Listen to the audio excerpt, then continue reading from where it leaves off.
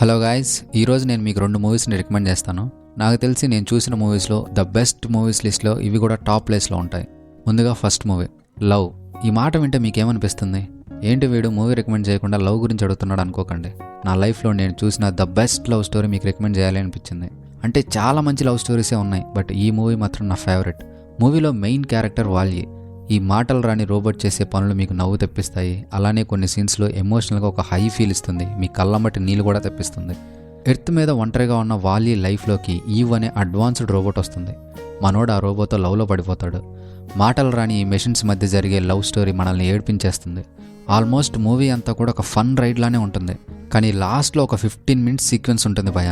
ప్రాణమే లేని ఈ రోబోట్ కళ్ళలోకి మనం చూసినప్పుడు మన కళ్ళమ్మటి నీళ్ళు తెప్పించేస్తుంది. అంత బాగుంటుంది క్లైమాక్స్. ఈ మూవీ గురించి నేను ఎక్కువ డిస్క్రైబ్ చేయలేను, ఎందుకంటే త్రివిక్రమ్ గారు ఒక మాట చెప్పారు, మనకి దేని మీదైనా ఎక్కువ ప్రేమ ఉంటే అది చెప్పుకుంటే పలచబడిపోద్దని. సో ఈ మూవీ గురించి నేను ఎక్కువ చెప్పను, జస్ట్ వాచ్ చేయండి ఒకసారి. ఖచ్చితంగా మీ లైఫ్లో ఒక మంచి మూవీ చూసామనే ఫీలింగ్ అయితే మాత్రం ఈ మూవీ చూసిన తర్వాత మీకు అనిపిస్తుంది. ఎవరైనా మూవీని ఆల్రెడీ చూసుంటే మాత్రం మీకు ఎలా అనిపించిందో కామెంట్ సెక్షన్లో చెప్పండి.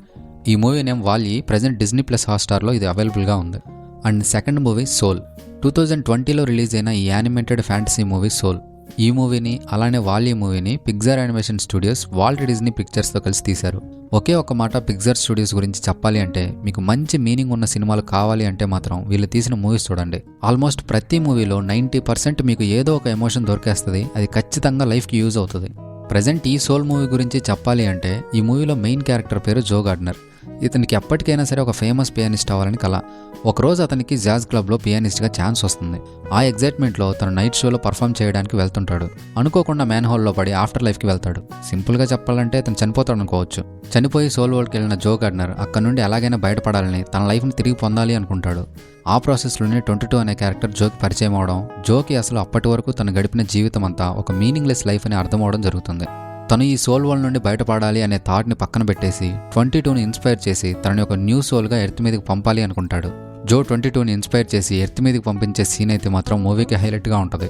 జోకి 22కి మధ్య జరిగే సీన్స్ అయితే మాత్రం చాలా ఫన్నీగా ఉంటాయి. ఎట్ ఏ టైం మనకు కళ్ళంబట్టి నీళ్ళు తెప్పిస్తాయి. I promise you guys, 1 hour 40 minutes ఉండే ఈ మూవీని మీరు చూశాక మీరు నవ్వుతారు, ఏడుస్తారు, మీ లైఫ్ గురించి కూడా మీరు ఒకసారి ఆలోచిస్తారు. ఆల్మోస్ట్ నాకు తెలిసినంత వరకు మ్యాక్సిమం నెంబర్ ఆఫ్ పీపుల్కి ఈ మూవీ డెఫినెట్గా నచ్చుతుంది. ఈ 2 మూవీస్లో ఏ మూవీ అయినా మీరు చూసింటే మాత్రం మీ ఎక్స్పీరియన్స్ని మాతో కామెంట్ సెక్షన్లో పంచుకోండి. అండ్ ఈ 2 మూవీస్ కూడా హాట్‌స్టార్లో అవైలబుల్గా ఉన్నాయి. అండ్ అలానే మీ లైఫ్లో మీరు చూసిన ద బెస్ట్ మూవీ ఏంటో మాతో కామెంట్ సెక్షన్లో పంచుకోండి. మేము రికమెండ్ చేసిన ఈ 2 మూవీస్ మీరు చూసిన తర్వాత మీకు యూస్ఫుల్గా అనిపించాయి అనిపిస్తే మళ్ళీ మా వీడియో దగ్గరికి వచ్చి ఒక లైక్ చేసి ఛానల్ని సబ్స్క్రైబ్ చేసుకొని కొంచెం సపోర్ట్ చేయండి. మరో వీడియోలో కలుద్దాం. అంతవరకు టేక్ కేర్, బాయ్.